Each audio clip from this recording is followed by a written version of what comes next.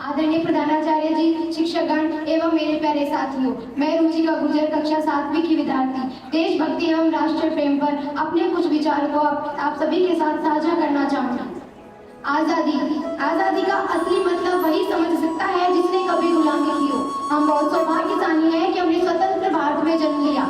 यूं तो आजादी की लौ सन 1857 में ही जल चुकी थी, जो हड़ताल बनकर 1947 को हमारे देश को आजाद कराई। प्राचीन, मध्यकालीन और वर्तमान भारत के उदाहरणों से मैं ये स्पष्ट करना चाहूंगी कि जब हम फिरंगियों के फेरे में फंस गए थे तो रंग दे बसंती चोला की एक आवाज पर टोलों के टोले उमड़ाते थे और उनके वंदे मातरम के नारे से खून में आने वाला 5-5 डिग्री का तूफान भी अंग्रेजी शासकों में तूफान ला देता था। लोग मर जाते थे, मिट जाते थे, फांसी पर चढ़ जाते थे, क्योंकि वह उस दौर की कसौटी थी। उसके बाद 62, 65 और 71 के युद्धों में अपना सुहाग गवा देने वाली औरत जब घर के हालात यह हो जाया करते थे कि प्यार भी भरपूर गया, मांग का सिंदूर गया, नन्हे नौनिहालों की लंगोटियां चली गई, छोटी छोटी बेटियों की चोटियां चली गई, बाप की कमाई गई, भाई की पढ़ाई गई। ऐसा एक विस्फोट हुआ जिसमें पूरे जिस्म की बोटियां ही चली गई। आपके लिए एक आदमी मरा है साहब, मेरे घर की तो रोटियां ही चली गई, मेरे घर की तो रोटियां ही चली गई। ऐसे हालात पैदा हो जाने के बावजूद भी एक माँ अपने बेटे को सरहद पर दुश्मनों की धज्जियां उड़ाने के लिए भेजा करती थी और यह पत्र लिखवा कर दिया करती थी कि अम्मा ने खत लिखा बड़े ही चाव से, पुत्र मेरे ना घबरा जाना, 1 इंच पीछे मत हटना, चाहे इंच इंच कट जाना, चाहे इंच इंच कट जाना। इस तरह पूरा परिवार अपनी देशभक्ति साबित कर रहा होता था। तब देश बलिदान मांगता था, तब देश लड़ जाने को, मिट जाने को, फांसी पर चढ़ जाने को कहता था, किंतु आज देश लड़ जाने को नहीं कहता। आज देश मर जाने को, फांसी पर चढ़ जाने को नहीं कहता, बल्कि मेरे विचार में है यदि कोई व्यक्ति अपना कार्य पूरी लगन, पूरी मेहनत और पूरी निष्ठा के साथ करे ना, तो वही सबसे बड़ा देशभक्त है। मैं नहीं मानती कि फेसबुक और व्हाट्सएप के डीपी को 3 रंग से रंगना ही देशभक्ति है। यदि आप कहेंगे साल में 2 बार हाथ में तिरंगा लेना देशभक्ति है, तो मैं आपसे ये पूछना चाहूंगी कि फुटपाथ पे रहने वाला वो बच्चा ट्रैफिक की छांव में नंगे पांव से जब तिरंगा बेच रहा होता है, क्या वो उसे इसकी देशभक्ति कहेंगे?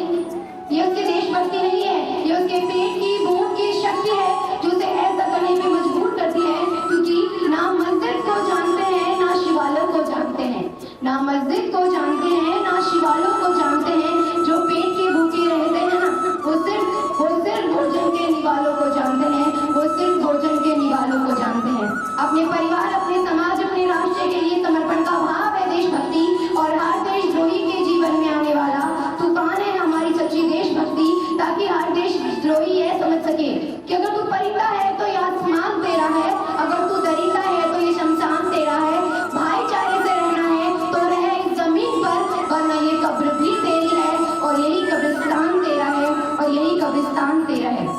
लेकिन एक देशद्रोही से ज्यादा देशभक्ति तब आहत होती है जब एक बेटा अपने बूढ़े माँ बाप को वृद्धाश्रम की चौखट पर छोड़ाता है। करा उड़ती है वो देशभक्ति जब मुसीबत में फंसे लोगों की जान से ज्यादा हम सेल्फी लेकर अपने लाइफ बढ़ाने में लगे रहते हैं। आज के इस दौर में वो युवा जिनके ऊपर जिम्मेदारी से अपने परिवार, अपने समाज, अपने राष्ट्र की आस्थाओं को बांधे रखने की, आज वही युवा 4x4 इंच की एक छोटी सी स्क्रीन पर अपने कोमल उंगलियों के घर्षण मात्र से अपने भाव की इमोजी भेज रहा है। हम ऐसे समाज में जीते हैं जहाँ पत्थर की मूर्त को लगते हैं 56 भोग और भूखे नंगे तड़पते सो जाते हैं लोग, भूखे नंगे तड़पते सो जाते हैं लोग। मजदूर को मजदूर समझिए, मजबूर नहीं, गरीब को काम दीजिए, दान नहीं, और दान देने के इतने इच्छुक है तो जीते जी रक्तदान कीजिए और मरने के बाद अंगदान देकर किसी मरते हुए को जीवन दान दीजिए।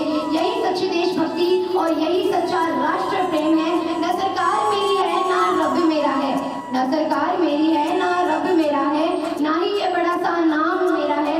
बस इतनी सी बात का गुरूर है मुझे कि मैं भारत की हूँ और ये भारत मेरा है और ये भारत मेरा है। आप सोच रहे होंगे कि मैंने दीपावली के पर्व पर स्वतंत्रता के बारे में बात क्यों की, क्योंकि दीपावली का मतलब होता है खुशियों का पर्व, और हम खुश तभी रह सकते हैं जब हम स्वतंत्र हो। इसी के साथ मैं अपनी वाणी को विराम देना चाहूंगी। जय हिंद, जय भारत, धन्यवाद।